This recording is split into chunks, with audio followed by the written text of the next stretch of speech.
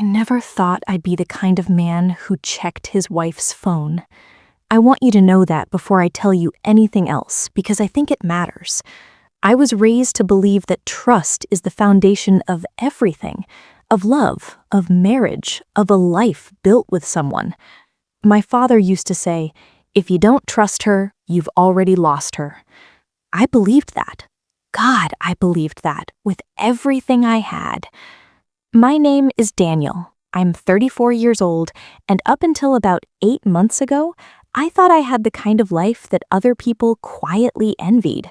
A good job, a nice house in the suburbs, a golden retriever named Scout who refuses to sleep anywhere except directly on top of my feet, and a wife, Sarah, who I was absolutely, completely, stupidly in love with.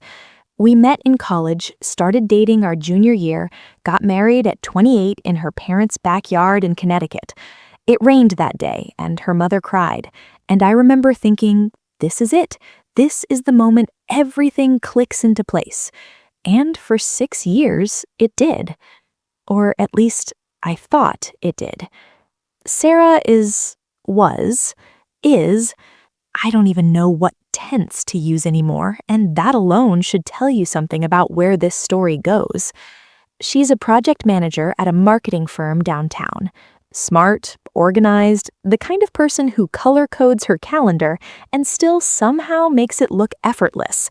She started getting promoted fast, which meant longer hours, which meant more evenings where I'd eat dinner alone and save a plate for her. I didn't mind. I was proud of her, honestly. I'd brag about her to my coworkers. Sarah just landed another big client.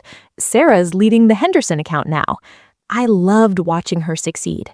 So when the late nights started becoming a pattern, leaving at 7 in the morning, not home until 10, sometimes 11 at night, I told myself it was just a busy season at work. Q4, year-end reporting, a big campaign launch. There was always a reason that made sense, and I never questioned it. Because why would I? Because she was my wife. Because I trusted her.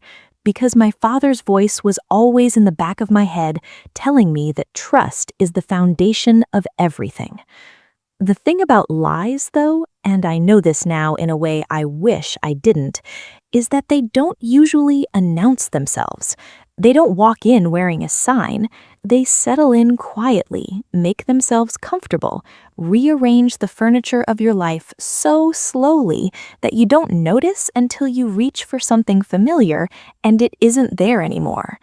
For me, the first rearrangement was so small, I almost didn't register it. It was a Wednesday night in October. I'd had a rough day at work. A project fell through, my boss was in a mood, I came home tired and a little beaten down. I texted Sarah around 6 to ask if she wanted me to order Thai food for when she got home. She texted back, in a meeting, can't talk, late night again, don't wait up. I ordered the Thai food anyway, ate alone at the kitchen table while Scout stared at me with those big brown eyes that always look vaguely concerned. And then I did something I hadn't done in years. I just sat there in the quiet and thought. Something felt off. I couldn't name it then. It was just a hum, low and persistent, like a refrigerator running in the next room. I told myself I was being paranoid. I went to bed. But the hum didn't stop. Over the next few weeks, I started paying attention in a way I never had before. Not in a suspicious, accusatory way, more like the way you start listening more carefully to a sound in your car engine once you've heard it once. You weren't looking for it before, now you can't stop noticing it. The first thing I noticed was her phone. Sarah had never been precious about her phone before. We weren't those couples who snooped on each other, but we also weren't secretive. She'd hand me her phone to look something up without a second thought, leave it on the counter charging, fall asleep with it face up on the nightstand. But somewhere around September, about a month before that quiet Wednesday night, the phone started going face down.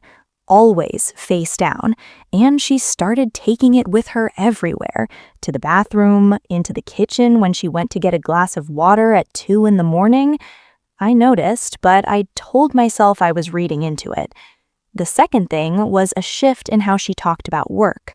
It used to be that when Sarah came home from a long day, she'd decompress by talking, telling me about the office politics, the client who was driving her crazy, the campaign that was finally coming together. Now she came home quiet, drained in a different way than tired. When I asked about her day, she'd give me one-sentence answers. Fine, busy, the usual. 3 words that closed every door before I could walk through it. I told myself she was just stressed. The third thing, and this is the one that I should have paid more attention to, was the mileage on her car. I know how that sounds. I wasn't tracking it, I promise. It was an accident. Her car was due for an oil change, and I took it in for her as a favor because she mentioned it offhandedly, and I knew she didn't have time. The mechanic pulled up her service history and said, "Wow, she's been putting a lot of miles on this one lately." He showed me the numbers. In the past 3 months, she'd added nearly 4,000 miles to the odometer. Her commute is 11 minutes door to door. I did the math standing right there in that waiting room, holding a cup of bad coffee that suddenly tasted like cardboard. 4,000 miles. Even if she was commuting every single day, weekends included, the numbers didn't come close to adding up. I didn't say anything to the mechanic. I thanked him, paid for the oil change, and drove her car home in a kind of stunned silence with the radio off. I sat in the driveway for 10 minutes before going inside. Stress. Just stress. That's what I kept telling myself.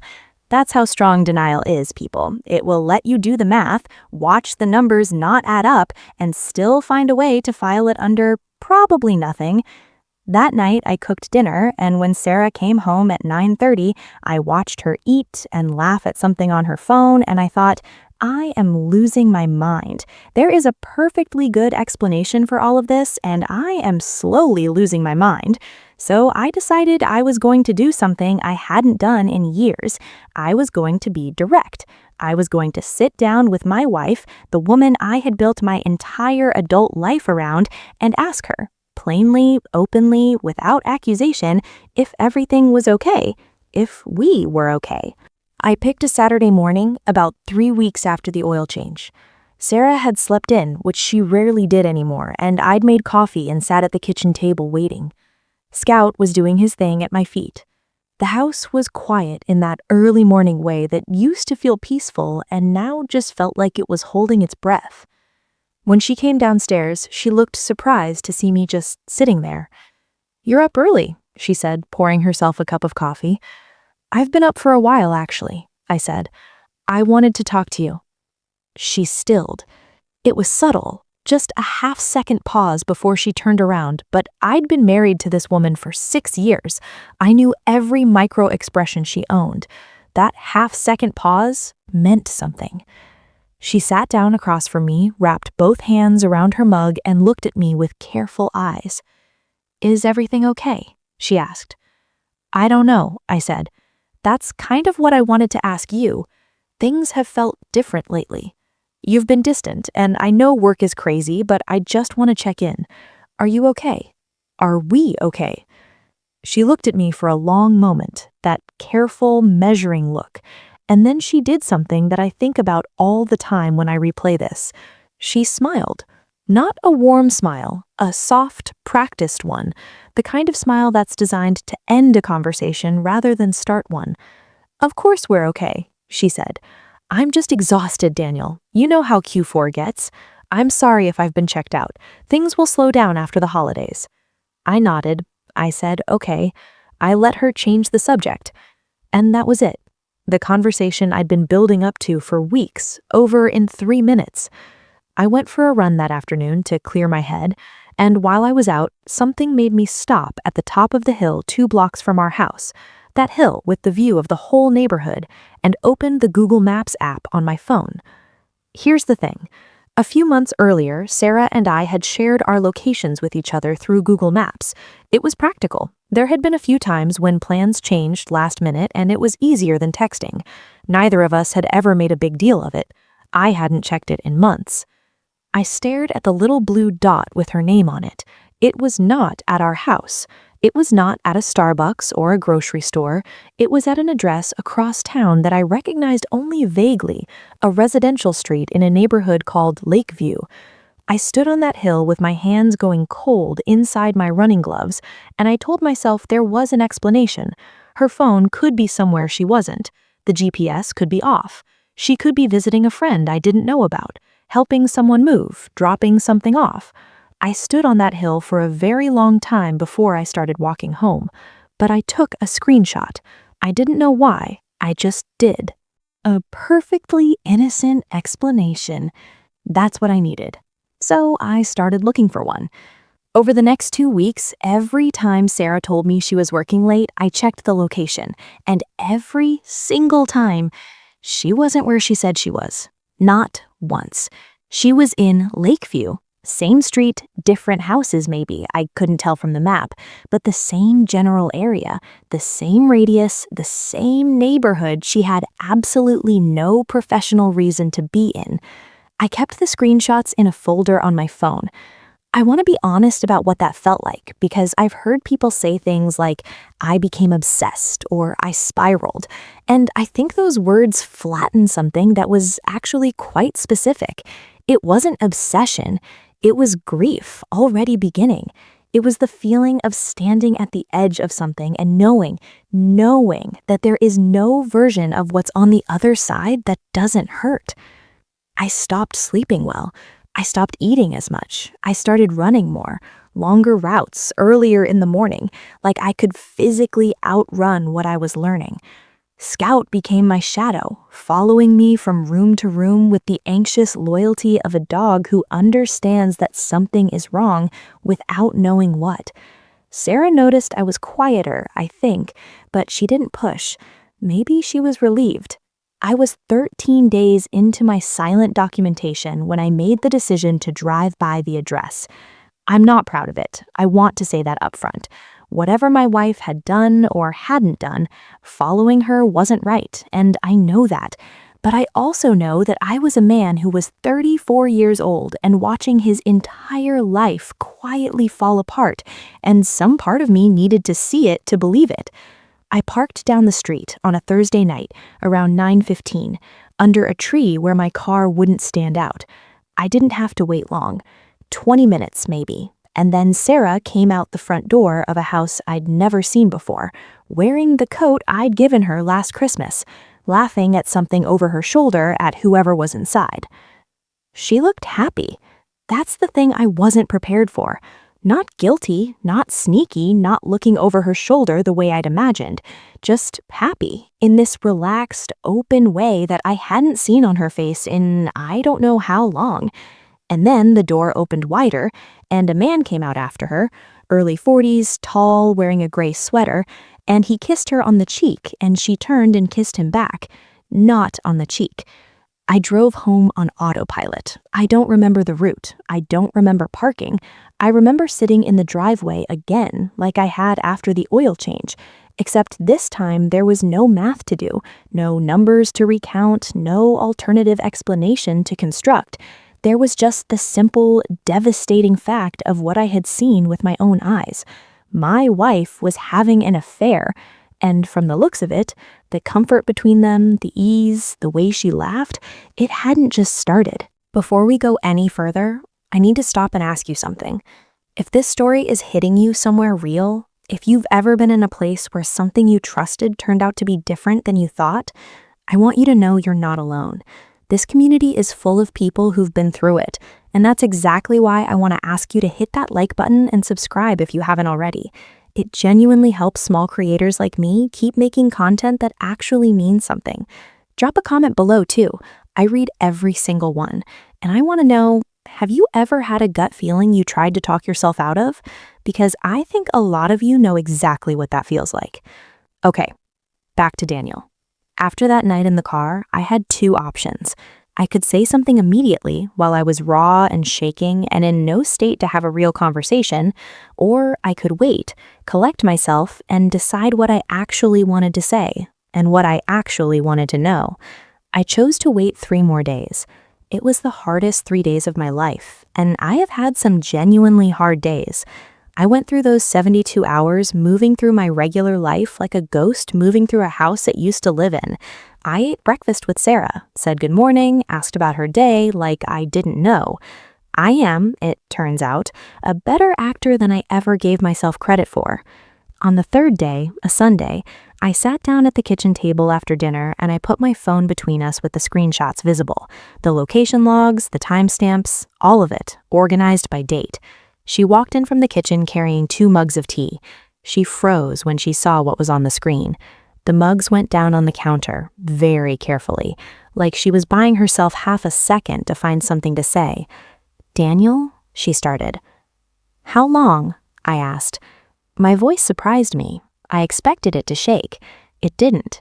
It was very quiet and very steady, the way a person sounds when they're completely out of adrenaline. She looked at the table. "How long, Sarah?" 8 months. 8 months. Scout, who had been asleep in the corner, lifted his head and looked at both of us. Outside, a car drove by. Somewhere, a neighbor's TV was audible through the wall. The world was just going on, completely indifferent, as mine folded in half. 8 months. That was February. That was Valentine's Day, which we'd spent at her favorite restaurant downtown. That was spring and summer and fall and every ordinary Tuesday in between. That was 8 months of, I'm working late, and Q4 is crazy, and of course we're okay, I'm just tired. That was 8 months of me making saved plates of dinner and saving a spot on the bed and telling my coworkers about her latest promotion with genuine pride. She told me his name was Marcus. They'd met through work, a client event, she said. She said it started as friendship and then it wasn't anymore. And she knew it was wrong. She'd known the whole time and she was sorry. She cried. I watched her cry and felt nothing but the strange, echoey sensation of a very large silence where something used to be. I asked her one more question. "Did you want to leave?" She was quiet for a long time. "I don't know," she finally said. "I think I was waiting to figure that out." I stood up from the table. "Well," I said, "I think I just figured it out for you." I went upstairs, took Scout with me, and sat on the bedroom floor in the dark for a very long time. People always ask, in stories like this, what happened next?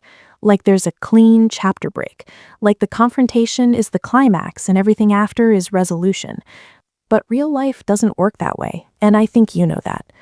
What happened next was a lot of nothing, and then a lot of everything at once. Sarah stayed in the house for the first week after that conversation. We didn't talk much. We moved around each other with the awkward, careful politeness of strangers who'd been seated next to each other on a very long flight. She stopped going to Lakeview, or if she did, I'd stopped checking. I didn't open the location app again after that Sunday. Seeing her location had served its purpose, and continuing to watch it felt like pressing on a bruise just to confirm it still hurt. I told 2 people, my best friend from college, Ravi, and my younger sister, Claire. Ravi drove 3 hours to sit with me that first weekend. He brought beer and didn't say anything particularly wise. He just sat on my couch and watched terrible television with me for 2 days, and that was exactly the right thing to do. Claire cried on the phone and immediately wanted to organize a course of action, lawyers, logistics, timelines, and I had to ask her gently to slow down because I wasn't there yet. I was still in the stage where I was waking up every morning and spending about 4 seconds in that blissful blankness before it all came back. Those 4 seconds became something I quietly cherished. They were the only ones that didn't hurt. About 2 weeks after the confrontation, Sarah asked if we could try couples therapy. She wasn't asking to save the marriage necessarily, she said. She just wanted us to have a space to talk properly with someone who knew how to hold that kind of conversation. I agreed, partly because I thought it was reasonable and partly because I genuinely didn't know yet what I wanted. Here's the thing about betrayal that I didn't expect. It doesn't automatically clarify your feelings about the person who hurt you. I thought I would feel pure anger, clean and simple. Instead, I felt this complicated grief that had love tangled up in it, and untangling them felt like the slowest, most exhausting work I'd ever done. We went to 3 sessions. 3. On the third one, the therapist asked Sarah to talk about her needs in the marriage, what had been missing, what she'd been looking for, and Sarah talked, haltingly at first and then more openly, about feeling unseen, about feeling like our life had become routine, about feeling like I was content in a way that had left her feeling invisible. I listened to all of it, I really did, and when she finished, I thought about the dinners I'd saved, the promotions I'd bragged about, the Valentine's Day at her favorite restaurant, and I realized we were describing two completely different marriages. The one she described, where she felt unseen and invisible, was not the one I thought I'd been living in, which meant either I had failed to see something very important, or the story she was telling herself had become more real to her than what had actually happened between us. I didn't know which it was.